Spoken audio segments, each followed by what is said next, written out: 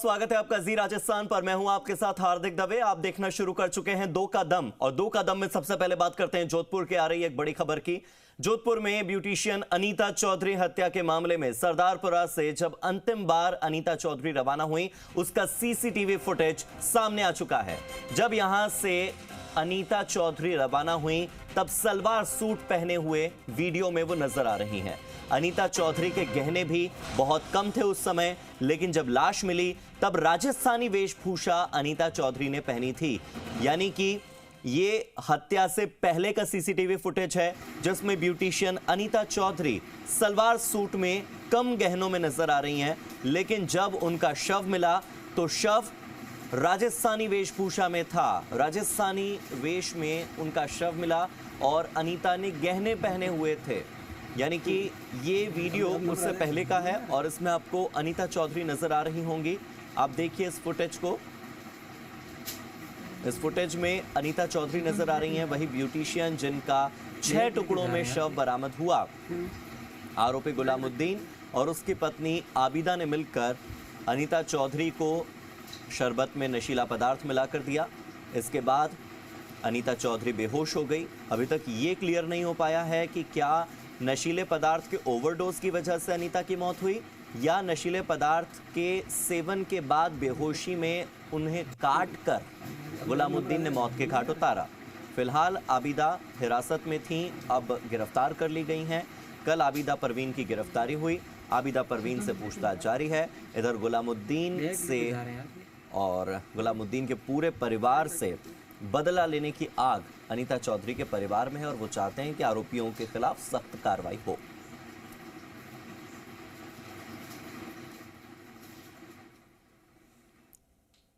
तो बहुचर्चित अनीता चौधरी हत्या मामले में परिवार के लोग तेजा मंदिर पर धरने पर बैठे हुए हैं। परिवार के लोगों ने शव उठाने और पोस्टमार्टम करवाने से अभी भी इनकार कर रखा है। पुलिस प्रथम दृष्टया इसे लूट के लिए की गई हत्या मानकर ही चल रही है कि अनीता चौधरी से गुलामुद्दीन को लूट करनी थी, क्योंकि ये माना जा रहा है कि गुलामुद्दीन जुआ खेलता था और ऑनलाइन गेमिंग में पैसा लगाता था।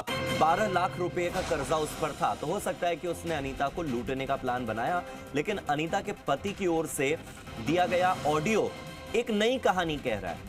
अनीता चौधरी के पति ने जो ऑडियो दिया है वो कुछ और ही कहानी बयां कर रहा है। ऑडियो में फोटो और वीडियो का जिक्र है। अनीता का शव मिलने से पूर्व हत्या का अंदेशा जताया गया था कि अनीता की हत्या हो सकती है। अनीता की जो सहेली है सुनीता नाम की महिला ने खुद की भी हत्या होने का संदेह जताया था। ऐसा क्यों? अनीता और अनीता की सहेली सुनीता दोनों को ऐसा क्यों शक था कि उनकी हत्या हो सकती है?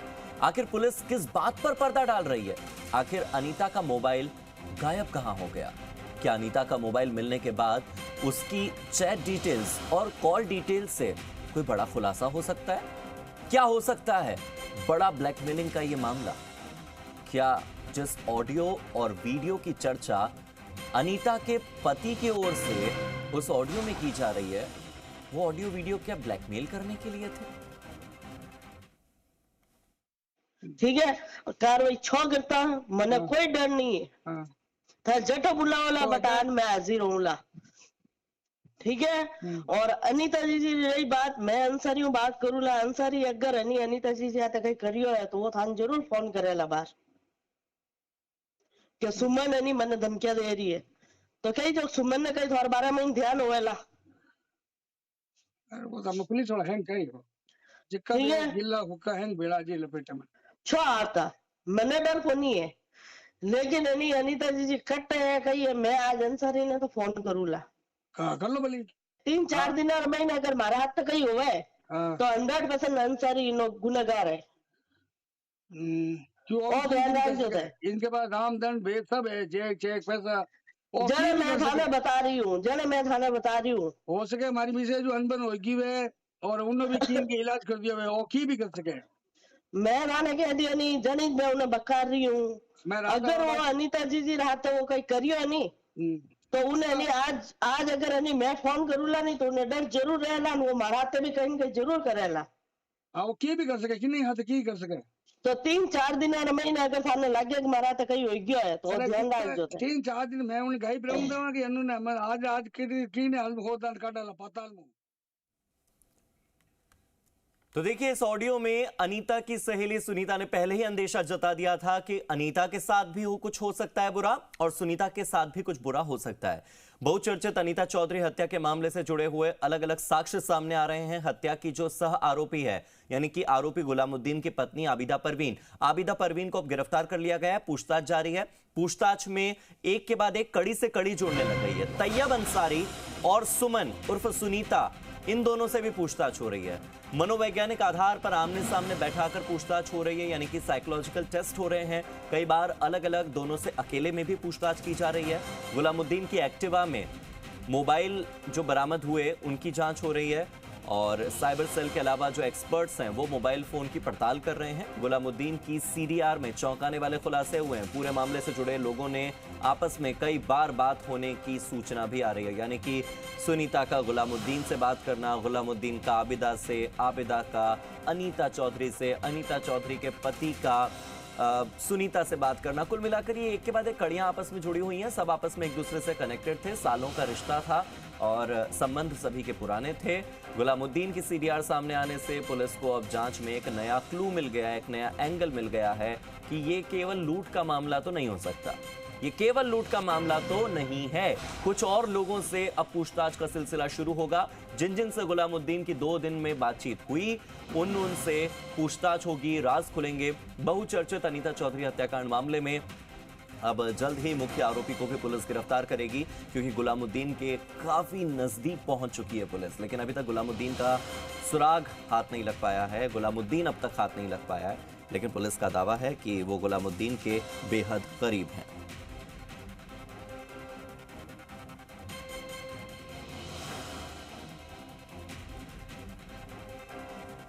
तो आपको बता दें कि जोधपुर में ब्यूटिशियन अनीता चौधरी हत्याकांड मामले में साइबर सेल के एक्सपर्ट अब मोबाइल की जांच पड़ताल कर रहे हैं। इसी बीच जो अनीता चौधरी के पति हैं उन्होंने एक ऑडियो साझा किया है। उस ऑडियो में वो अनीता चौधरी की दोस्त सुनीता उर्फ सुमन से फोन पर बात कर रहे हैं और इसे लेकर अब जांच पड़ताल हो रही है कि क्या सुमन को उर्फ सुनीता को पहले से अंदेशा था कि उनके साथ कुछ बुरा होने वाला है या अनीता चौधरी के साथ कुछ बुरा होने वाला है, और किस ऑडियो वीडियो का जिक्र वो दोनों अपने कॉल में कर रहे हैं।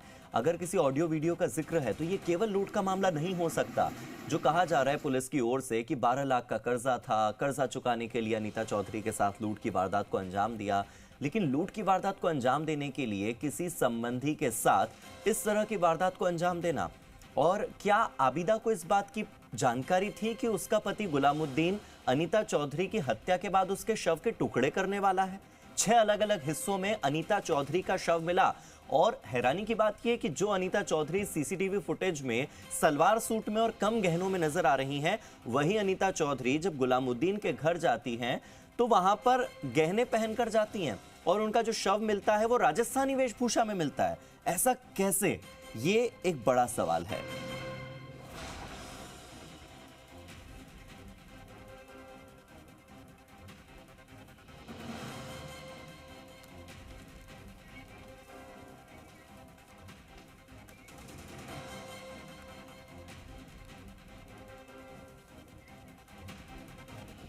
और मेरे सहयोगी राकेश भारद्वाज मेरे साथ जुड़ गए। सीधे राकेश का रुख करते हैं। राकेश, ये जो ऑडियो सामने आया है, इस ऑडियो के बाद ये मामला तो क्लियर है कि ये केवल लूट की वारदात नहीं है, इसमें कई ऑडियो वीडियो का जिक्र हो रहा है। ये मामला किसी बड़े ब्लैकमेलिंग कांड से जुड़ा हुआ है और इसमें केवल आबिदा या केवल गुलामुद्दीन नहीं, कई और लोगों का भी हाथ है।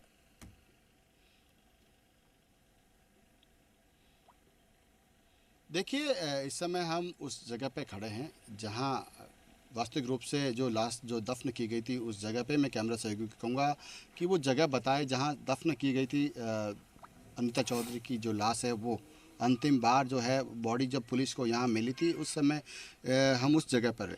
जहाँ तक ऑडियो की बात करूं, और ऑडियो से पहले अभी जस्ट कुछ देर पहले पुलिस जो है सरदारपुरा थाने से गुलामुद्दीन की पत्नी आबिदा को लेकर जब कोर्ट के लिए रवाना हुई तब आबिदा ने बहुत बड़ी बात कही है।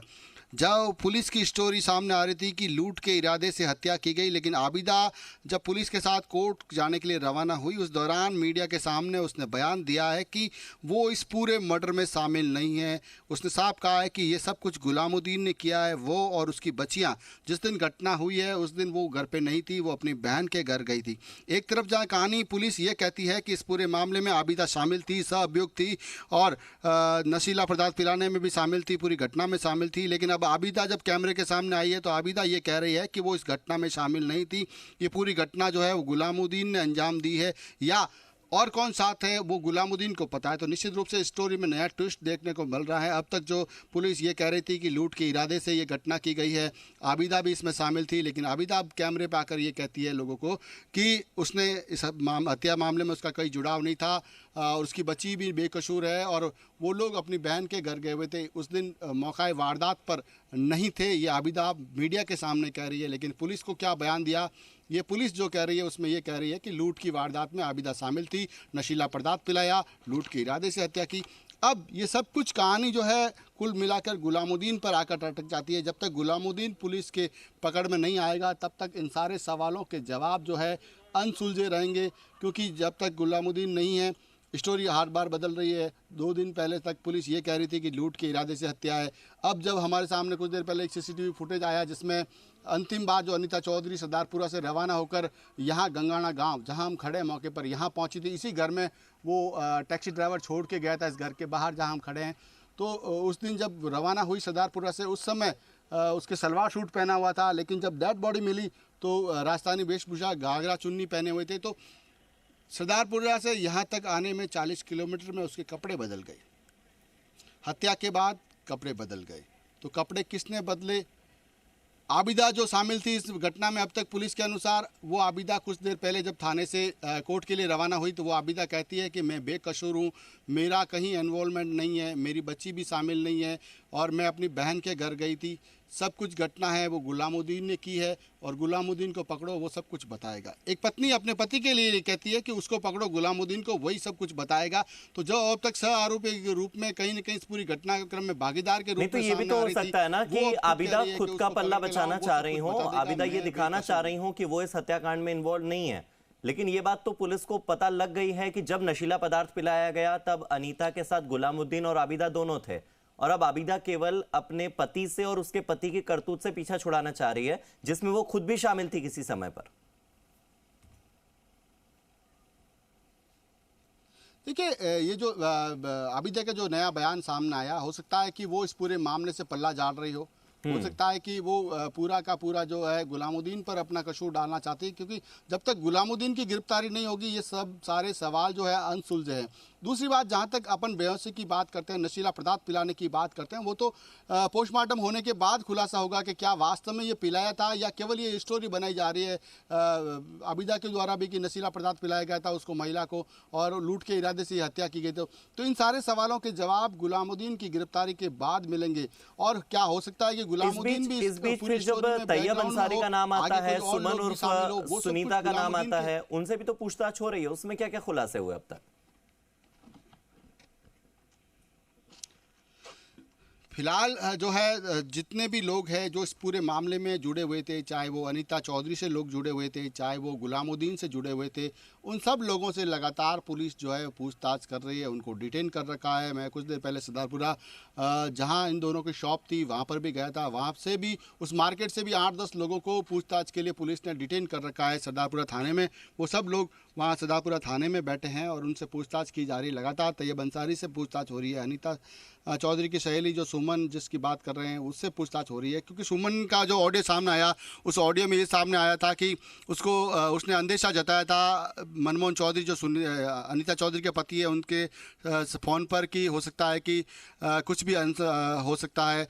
तैयब अंसारी पर जो डाउट क्रिएट किया गया था, तो वो सब सवाल का जवाब जो है अभी तक पूछताछ में सामने नहीं आए। वो तो पूछताछ के बाद पुलिस इस पूरे मामले का जब खुलासा करेगी तब आएगा। लेकिन हो सकता है कि अब तक की जो कहानी आई है उसमें कई और बड़े खुलासे, कई और बड़े राज भी सामने आएंगे, क्योंकि जिस तरीके से आबिदा अपने आप को बेकसूर बता रही है, सारा जुर्म जो है अपने पति पर डाल रही है, और जब तक PM नहीं होता, सबसे बड़ी बात है इस पूरे मामले में जब तक पोस्टमार्टम नहीं होगा तब तक जो पुलिस की स्टोरी है पुलिस जो बता रही है कि लूट से इरादे से नशीला पदार्थ पिलाया था, तो ये सब तस्दीक तब होगी जब पोस्टमार्टम रिपोर्ट सामने आएगी। लेकिन अभी तक तो परिवार पोस्टमार्टम के लिए तैयार नहीं। वो ये कह रहे हैं कि जब तक मुख्य आरोपी गुलामुद्दीन की गिरफ्तारी नहीं होती और परिवार जो है वो सदापुरा थाने पर भी कार्रवाई की मांग कर रहा है, तो जब तक उनकी ये मांगे पूरी नहीं होती है तब तक न तो पोस्टमार्टम के लिए वो लोग तैयार है, न ही शव उठाने को। तो जब तक पोस्टमार्टम नहीं होगा, तो पोस्टमार्टम रिपोर्ट नहीं आएगी, सूत्र तो बता रहे हैं कि गुलामुद्दीन तक पुलिस की टीम लगभग पहुंच गई है। इस लगभग पहुंचने का मतलब क्या है? करीब करीब उसके नजदीक होने का मतलब क्या है?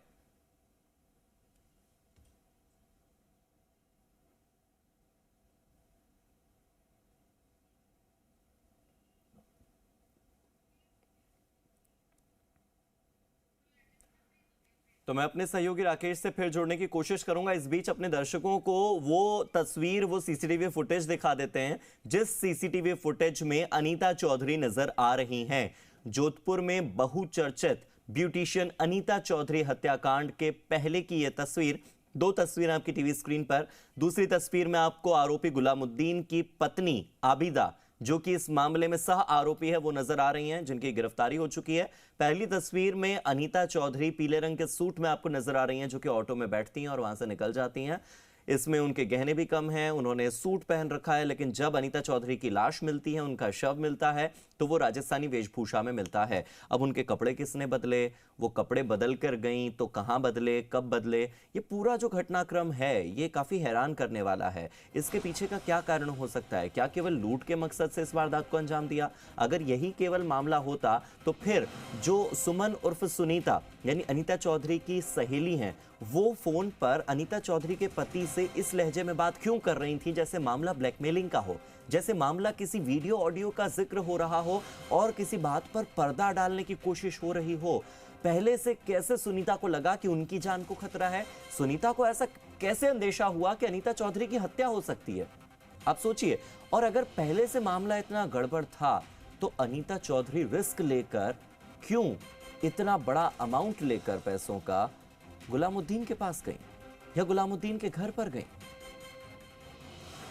यह हैरान करने वाला पूरा मामला, जोधपुर को, पूरे राजस्थान को दहला कर रख देने वाला मामला। और अब इस मामले में लगातार पड़ताल जारी है। जोधपुर में ब्यूटी पार्लर चलाने वाली महिला की हत्या करके शव के टुकड़े टुकड़े करने के मामले में पुलिस खुलासे पर खुलासे कर रही है। फरार आरोपी गुलामुद्दीन की पत्नी के साथ मिलकर प्री प्लान तरीके से वारदात को अंजाम दिया गया, यह खुलासा पुलिस ने किया। साजिश के तहत पहले अनीता चौधरी को घर बुलाया गया, उसके बाद बेहोशी की दवा मिलाकर शरबत पिलाया गया, बेहोश होने के बाद हत्या की गई और मीट काटने वाले चाकू से शव के 6 टुकड़े किए, बोरे में भर दिए। इसके बाद अपने घर के बाहर खोदे गए करीब 10 फीट के गहरे गड्ढे में उन